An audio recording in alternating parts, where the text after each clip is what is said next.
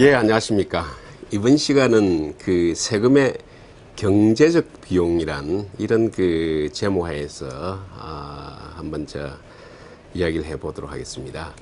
그 사실 경제적 비용 이렇게 하니까 참 그 어려운 이야기죠.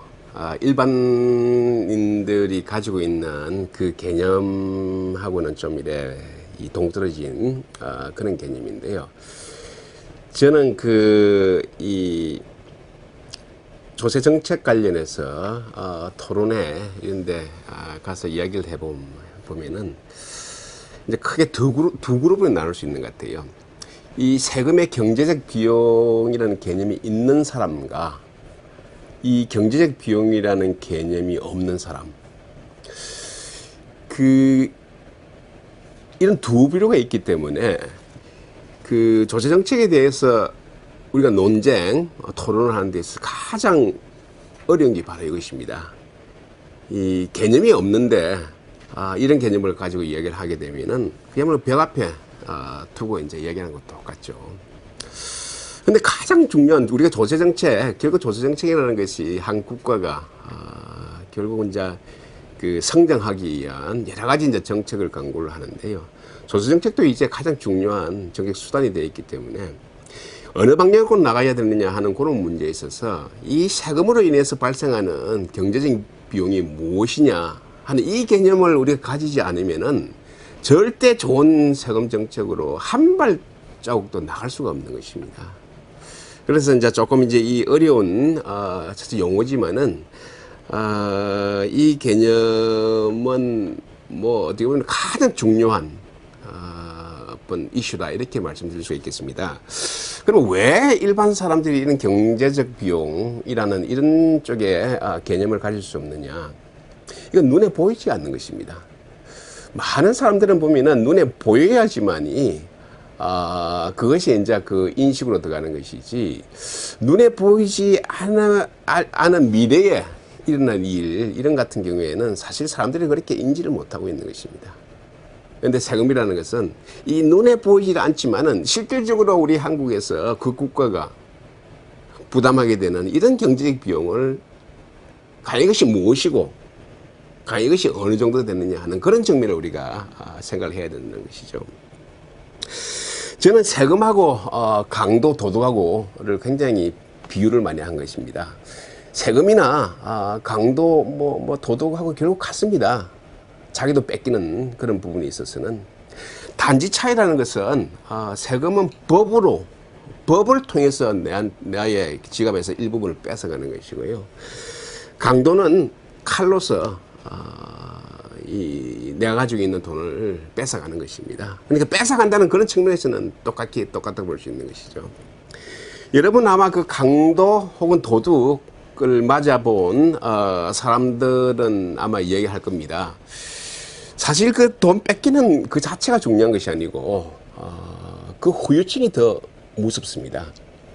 일단 뭐 강도를 한번 당하게 되면은 그 다음부터 밤에 다니기가 힘듭니다. 도둑을 당하고 나면은 그 다음 제일 먼저 하는 것이 집에 있는 자물쇠를 전부 다 가다 치우는 겁니다. 지금까지 자물쇠 하나 가지고 이렇게 살았는데 한 3개 새로 사서 박을 겁니다. 자, 그리고 혼자 있기가 겁납니다. 자, 이것이 보면은 전부 도덕, 강도 그 자체가 문제가 아니고 이유로 사람들은 굉장히 정서적으로 불안해지고 행동에서 변화가 일어나는 것입니다. 경제적 비용이라는 것은 바로 이런 것입니다. 강도, 도덕. 그 당시에 도둑 맞은 예를 들면 100만 원. 그 자체는 그렇게 큰 돈이 아닙니다. 거기서 다 끝나면은. 그런데 이런 도덕 강도를 맞게 되면은 심지어 일평생 동안 굉장히 마음이 불안할 수 있는 것입니다. 혼자 도저히 못 인다든지 정신질환이 된다든지 항상 사람만 보면은 마음이 두근두근 한다든지 심장이 두근두근 한다든지 이런 현상이 바로 강도 도덕의 경제적 비용이라는 것입니다. 세금도 마찬가지입니다. 세금을 100만 원 더 내는 거 그 자체로 보면은 아무런 문제가 아닙니다. 세금을 100만 원 더 부과하게 했더니 사람이 어떤 특정 사람은 그렇게야 그냥 놀자. 충분히 200만 원, 300만 원어치 더 일을 할 수 있는 능력을 가지고 있는 사람에도 불구하고 한번 100만 원 세금을 딱 맞았더니 이럴 바야 그냥 노는 게 낫겠다. 그 행동의 변화가 일어나는 것이죠.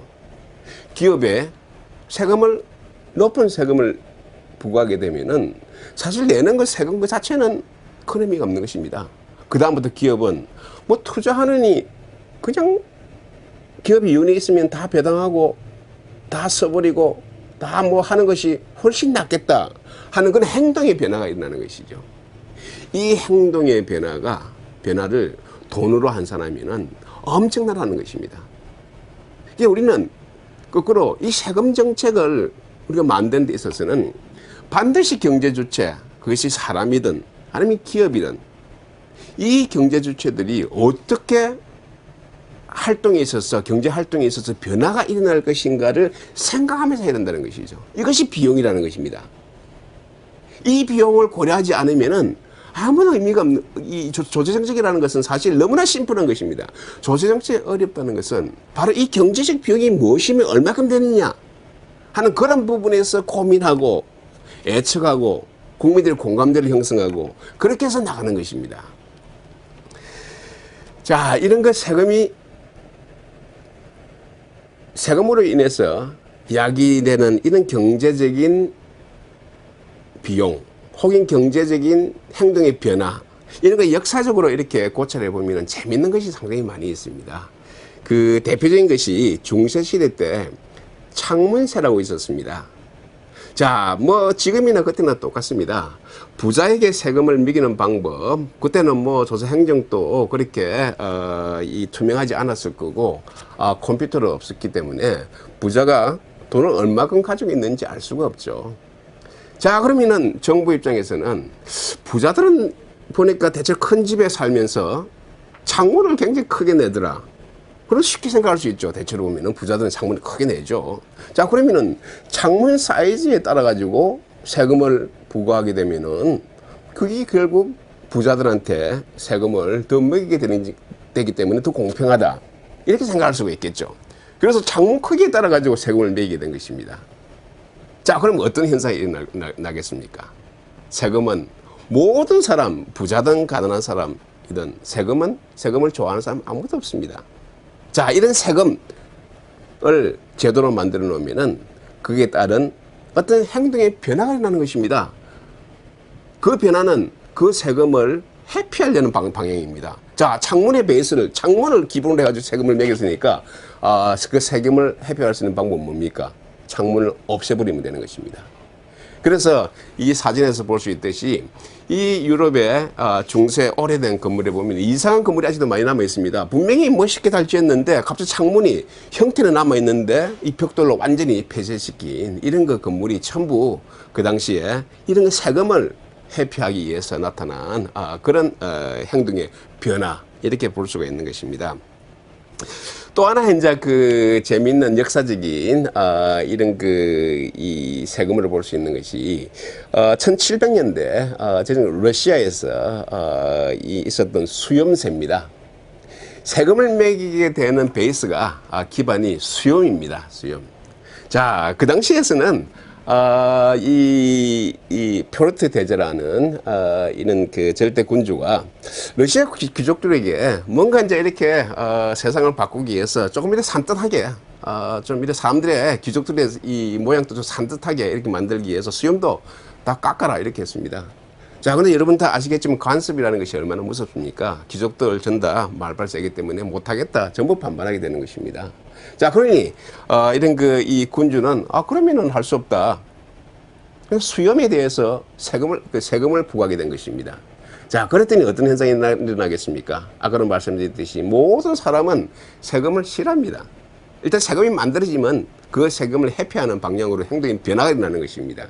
자, 그렇게 수염 깎아라 했어도 안 깎더니 수염세 딱 만들었더니 모든 귀족들이 전부 수염을 다 깎게 된 것입니다. 이것이 바로 세금인 것입니다. 자, 이것은 우리가 경제적인 우리가 뭐 비용이라고 그럴 수는 없지만은 이렇게 수염세를 통해 가지고 우리는 사람 행동을 바꿀 수도 있다는 것입니다. 한국에서도 구한 말 때, 이 머리 상투를 없애려고 하는 그런 뭐 일종의 정책이 있었지만은 많은 국민들이 거기에 대해서 반대했었습니다. 저는 개인적으로 우리도 상투세를 만들었으면 아마 자발적으로 모든 국민들이 쉽게 그런 문제를 해결하지 않았겠나 하는 그런 상상도 해봅니다. 또 하나 역사적으로 재미있는 우리가 이제 이런 그 세금의 경제적 비용이라는 그런 관점에서 생각해 볼 수 있는 것이 여러분 다 아시는 영국의 마가렛 대처 수상 때 만들어진 인두세입니다. 우리가 번역을 인두세라고 얘기하는데요. 이제 영국에서 폴 텍스라고 얘기를 합니다. 쉽게 가지고 사람 머리에 부과하는 세금입니다. 자, 아까 말씀드렸듯이 세금은 모든 사람들이 다 싫어합니다. 그 세금을 회피하기 위해서 창문에 부과하게 되면 창문을 없애버리고 수염에 부과하게 되면 수염을 없애버립니다. 그런데 마가렛 대처가 만드는 이 인두세라는 것은 머리에 부과하는 것입니다. 사람에 따라서 소득과 관계없이 사람은 머리를 가진 사람은 전부 똑같은 세금을 내게 만든 거죠. 자, 그런데 이 인두세를 회피하기 위해서 할 수 있는 방법은 머리를 없애는 방법밖에 없습니다. 그건 불가능하죠. 자, 그러니까 이 인두세가 어떻게 보면은 마가렛 대처 수상이 실각하게 된 가장 중요한 정책이었습니다. 기본적으로 사람이 뭔가 이렇게 회피하려고 하는데 회피할 수 있는 방법이 없었기 때문에 이 인두세에 대해서 반발이 엄청나게 많았던 것입니다. 실제로 이 마가렛 대처가 인두세를 만드는 배경을 보면은 굉장히 중요한 의미를 가지고 있는 것입니다. 자, 소득세처럼 소득이 다름에 따라 가지고 부자가 세금을 많이 내고 하는 그런 것도 있습니다. 자, 그런데 우리가 민주국가가 작동하기를 하려고 하면은 정부에 대한 관심이 있어야 되는데 그거는 소득이 좋고 뭐 높고 낮고를 떠나가지고 모든 국민들이 정부에 대한 관심에 도를 가지고 있어야지 민주주의가 작동하고 있는 것입니다. 그래서 이런 소득세하고 다 있으니까 이런 인두세, 사람이라면은 정부하고 간에 이런 관계 를 인식할 수 있는 민주주의의 나름대로 이런 성숙을 위해서 이런 인두세를 제안을 했지만은 실제로 사람의 이 본성이 더 작동을 먼저 하는 것입니다. 세금은 회피하려고 합니다. 그런데 회피할 수 있는 방법이 없습니다. 그래서 이 인두세가 어떻게 보면은 이 영국의 마가렛 대처 수상의 어떻게 보면 마지막 그 기간 동안에 어떤 실책이었다 이렇게 평가를 많이 하고 있습니다. 자, 그러면은 이런 관점에서 봤을 때 어떤 세금이 좋은 세금이냐 라는 질문에 대해서 여러분도 쉽게 답할 수 있을 것입니다.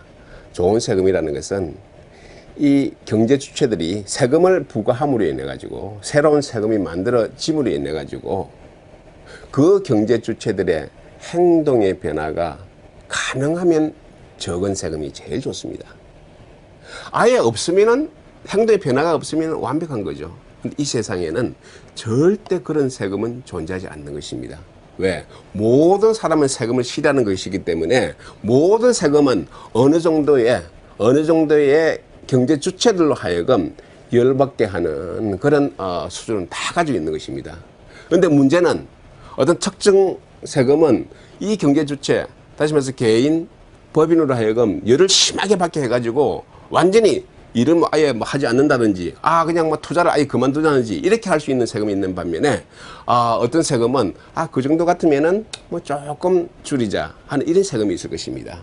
그래서 좋은 세금이라는 것은 바로 이런 세금의 경제적 비용을 가장 낮게 하는 그런 비용이 무엇이냐 하는 것을 우리가 고민을 해야 되는 것입니다.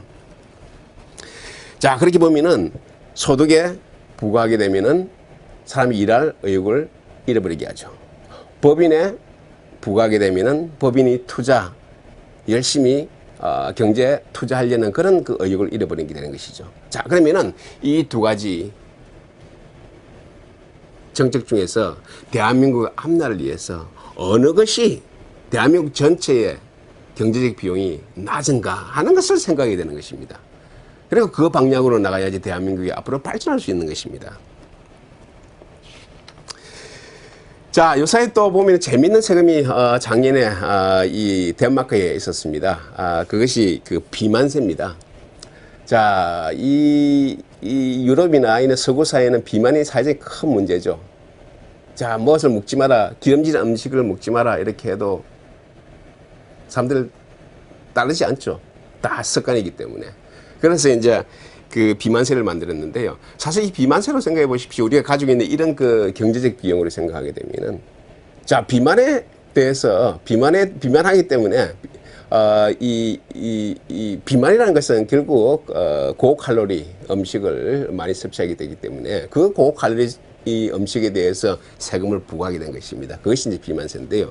세금이 높아진 만큼 치즈라든지 여러 가지 이제 고열량 식품에 대해서 소비를 줄일 수밖에 없겠죠. 자, 그러면은 당연히 살찐 사람도 이제 줄일 수밖에 없는 것이죠. 자, 그만큼 어떻게 보면은 이거는 경제적 비용이 아니고 사회적인 경제적인 혜택을 받을 수 있는 바람직한 그런 정책으로 생각할 수 있는 것이죠. 자, 그런데 이런 덴마크에서 이런 제도를 작년에 만들었더니 지금 실패했다고 얘기합니다. 그것이 바로 개방화, 지난주에 제가 얘기했던 개방화 효과입니다. 이제는 바로 옆 나라 가서 얼마든지 치즈, 우유 얼마든지 사올 수가 있습니다. 그래서 한 국가에서 비만세를 만들었더니 다른 국가에서 전부 다 사오물에 내 가지고 이 정책이 제대로 작동하지 못하는 그런 결과를 나왔습니다. 자, 그러면은 결과적으로 제가 이런 논조에서 말씀드리면은 세금이 부과돼도 결국 사람이 바꿀 수 없는 행동의 변화가 일어날 수 없는 이런 세금이 없을까 하는 것을 한번 상상을 해봅시다. 저는 그것이 요사이에 있다고 생각합니다. 요사이 이 생물학에서는 그 유전자에 대한 연구를 참 많이 하고 있습니다. 사람의 그 병도 보면은 이 유전자에 의해서 결정된다는 그 이론이 거의 이 주를 이루고 있습니다. 그래서 이 지금 유전자의 연구가 어느 정도 된가 하니까 이 유전자의 테스트를 해보면은 그 사람이 10년 후에 혹은 20년 후에 어떤 병에 걸릴 확률이 얼마큼 된다는 것이 다 나오고 있는 정도입니다. 자, 그러면은 부라는 것도 결국 사람이 능력과 어느 정도의 지인이 유전자의 작동에 의해서 유전자의 좋은 인자를 받게 되면 그만큼 재주가 탁월하기 때문에 부자가 될 확률이 많은 것입니다. 자, 저는 이제 혼자 상상을 하게 되는데요. 이 유전자의 지도를 딱 보면 인해 가지고 그 사람이 부자가 될 확률을 다 나옵니다. 자, 그렇게 보면은 이 유전자가 하나의 이 가세 기반에 대해서 이렇게 부과하게 되면은 사람이 이 유전자를 변형시킬 수 있는 방법이 없습니다. 자, 이것이 좀 극단적이지만은 좀 상상이고 앞으로 이것이 100년 후에 혹은 50년 후에 일어날지 모르겠지만은 우리가 이런 큰 맥락에서 모든 세금에는 경제적 비용이 있지만은 경제적 비용이 없는 이런 세금, 완벽한 세금 이런 것도 우리가 한번 생각해 볼 수 있겠다 이렇게 생각할 수가 있겠습니다. 자, 그러면 이제 아까 계속 이야기했듯이 세금에 있어서 경제적 비용 다시 한번 말씀드리겠습니다. 소득세 부과하게 되면은 일할 맛이 안 납니다. 법인세 부과하게 되면은 더 열심히 투자해서 경제활동 더 열심히 하자라는 생각을 접습니다. 소비세, 우리가 부가가치세라든지 이런 소비세를 인상하게 되면은 그만큼 가격이 높아지기 때문에 어떤 특정 상품 서비스를 우리가 살 수가 없게 되는 것입니다. 이 모든 것이 세금으로 인해서 일어나는 이 조금의 차이점, 이것이 바로 경제적 비용이 되는 것입니다. 자, 그러면 이 경제적 비용이 과연 어느 정도 되느냐 하는 그런 부분에 대해서 우리가 좀 생각해 볼 필요가 있습니다. 사실 이 경제적 비용이 예를 들면은 1조 원의 세금을 걷어들이는 데 있어서 이 경제적 비용을 돈으로 이렇게 환산했더니 100만 원밖에 안 되더라. 이러면은 사실 조세정책을 입안하는 데 있어서 이런 경제적 비용 생각할 필요도 없습니다. 문제는 이 경제적 비용을 돈으로 환산하면은 엄청나게 크다는 것입니다. 사실 이 연구는 이런 가야한 이 경제적 비용이 세목마다 다 이런 경제적 비용이 다른데 이 세목들이 가지는 경제적 비용이 과연 얼마냐 하는 그런 부분에 대한 연구가 수없이 많습니다. 한국뿐만 아니고 거의 한 50년 동안에 이 경제학자들이 엄청난 연구가 있습니다. 자, 그런데 그 중에서도 가장 중요한 연구 중에 하나가 배보다 배꼽이 클 수 있다는 것입니다. 우리는 세금 때문에 세금이 필요해서 예를 들면 요사이 복지재원 이렇게 해가지고 예를 들면 10조 원이 필요하다. 10조 원의 세금을 부과하는데 이 세금을 부과함으로 인해 가지고 발생하게 되는 이 행동의 변화, 다시 말하면 경제적 비용이 20조 원이 되면은 이거는 배보다 배꼽이 된 것입니다. 10조 원을 걷어들이기 위해서 사람들의 열받게 한 그 비용을 20조 원이 되면 이것이 할 가치가 있냐는 것입니다. 그건 거꾸로 이런 10조 원이 재원이 필요하다면 처음부터 생각할 때 10조 원을 국민들에게부터 가져오는 것이 아니고 30조 원을 가져와야 된다는 이런 사고를 가져야지만이 이 세금 정책을 새로운 세금을 혹은 세금을 올리는 데 있어서 나름대로 뭔가 조금 생각할 수 있다는 것입니다. 자, 그러면은 세금으로 인해서 야기되는 경제적 비용이 무엇이냐, 얼마냐? 저는 여기서 가장 대표적인 연구, 그러면서도 어찌 보면 가장 높게 나온 연구를 하나 소개시켜 드리겠습니다. 왜냐니까, 여기에 이제 이 추정한 사람이 미국의 유명한 마틴 펠스타인이라고 지금 하버드 대학 교수로 있습니다. 재정학에서 가장, 어찌 보면 역량을 가진 그런 분인데요. 이분이 추정한 바에 의하면은, 1조 원의 세금을 걷어들이면은 경제 주체들의 예를 받고 나름대로 하는 이 경제적 비용이 1.65조 원이라는 것입니다. 똑같죠. 배보다 배꼽이 더 큰 것이죠. 자, 이 사실은, 이 추정은 제가 굉장히 인용을 많이 하고 있고, 때에 따라서는 제 인용을 하는데 반대 진영에서는 굉장히 비판도 많이 하고 있습니다. 이게 뭐 어디서 이런 수치가 나왔느냐 얘기하고 있는데요. 그래서 제가 아마 따로 밑에 지금 이 출처를 지금 제가 바뀌어 놓겠습니다. 어느 논문에서 이 논문에서 나왔는데요. 이 논문에 제가 페이지까지 다 적어 놨습니다. 절대 제가 개인적으로 한 것이 아니고 가장 세계에 역량이 있는 이런 그 마틴 펠스타인 교수가 추정한 것입니다. 자, 문제는 이분도 저하고 똑같이 이렇게 얘기를 하고 있습니다. 세금이라는 것이 그 정도로 무서운 무기라는 것입니다. 재원이 필요하면은 어쩔 수 없이 세금을 부과해야 되는 것입니다. 그런데 1조 원이 필요하다 해가지고 1조 원이라고 생각하면 안 된다는 겁니다. 그분이 이야기하는 것은 1조 원이 아니고 2.65원을 가져온다고 생각해라는 것입니다. 그런데 대부분의 사람들이 자꾸 1조 원을 가져오면 1조 원을 생각하는 것입니다. 세금의 경제적 비용을 인식을 가진 사람은 1조 원을 얘기하면 국민들로부터 2.65조 원을 가지고 온다. 이런 사고를 해라는 것입니다. 그러니까 제가 아까 서두에 말씀드렸듯이 세금의 경제적 비용의 개념을 가진 사람과 가지지 않은 사람이 서로 대화 토론할 때 굉장히 어려운 이유가 바로 이런 것입니다. 이 개념이 없으면은 세금을 너무도 쉽게 생각합니다. 복지 재원, 지금 우리가 복지가 굉장히 시급한데 그거 뭐 한 5조 원 더 걷어들이는 것이 부자들 통해서 뭐 5조 원 더 걷어들이는 것이 뭐가 문제냐? 5조 원이 뭐가 문제냐? 5조 원이 아니라는 것입니다. 그것이 15조 원이 될 수 있다는 것입니다. 그 15조 원을 생각하면서 그럼에도 불구하고 지금 5조 원을 걷어야 된다는 그런 국민적 공감대가 있으면은 걷어야 된다는 것입니다. 사고의 폭이 얼마나 다릅니까? 자, 우리나라에서의 세금 정책은 굉장히 홍길동식으로 생각하는 경향이 많습니다. 그냥 부자를 그냥 뺏어가지고 가난한 사람한테 그냥 나눠주자 하는 그런 생각하고 있습니다. 그래서 부자한테 뺏는 것은 세금 정책이고 가난한 사람한테 주는 것은 복지 정책입니다. 자, 우리가 이 복지 정책을 홍길동식으로 생각하게 되면은 우리는 그게 뭐 소설 속에서는 뭐 이렇게 뭐 굉장히 정의로운 그런 행위로 보이지만은 이것이 현실 정체가 되면은 대한민국이 주는 경제적인 비용이 엄청난 것입니다.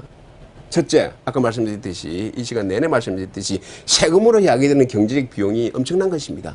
또 하나, 무료로 복지로 국민들한테 부과하게 되면은 공짜이기 때문에 더 일할 맛이 안 나는 것입니다. 그러니까 세금으로 한번 일할 맛이 안 나고 또 이런 복지 정책으로 인해서 또 일할 맛이 안 나는 것입니다. 정부가 필요 이상으로 개입해가지고 세금을 통해서 혹은 복지를 통해서 개입하게 되면은 국민들로 하여금 일할 맛을 안 나게 만드는 것입니다. 자, 세금으로 인해서 오는 경제적 비용, 이런 복지 확대에서 오는 경제적 비용, 이걸 합하게 되면은 비록 1조 원을 통해서 정부가 일을 한 것이지만은 결과론적으로 이것이 5조 원, 10조 원이 될 수 있다는 것입니다. 경제적 비용을 합하게 되면은. 이 경제적 비용에 대한 개념, 이 개념을 가지는 것이 우리가 정책, 대한민국의 앞날을 위한 정책이 어디로 나가냐 하는 그런 부분에 있어서 가장 핵심적인 코어라는 것입니다. 그래서 저같이 이렇게 세금을 전공하는 사람들에서 이 정부에 대한 어떤 이런 그 방향을 묻으면은 항상 작은 정부를 이야기합니다. 가능하면은 정부가 이 시장에 개입하는 그 폭도 작고 그래야지만이 그 경제가 발전할 수 있는 것이지. 홍길동식의 로빈후드식의 그런 이 감성적인 그런 이 논리를 통해서 정부가 확대하게 되면은 개입을 확대하게 되면은 그만큼 그 나라 그 국민들에게 주는 경제적 비용이 엄청나다는 것입니다. 그것은 결국 경제 퇴보로 갈 수밖에 없다는 것입니다. 감사합니다.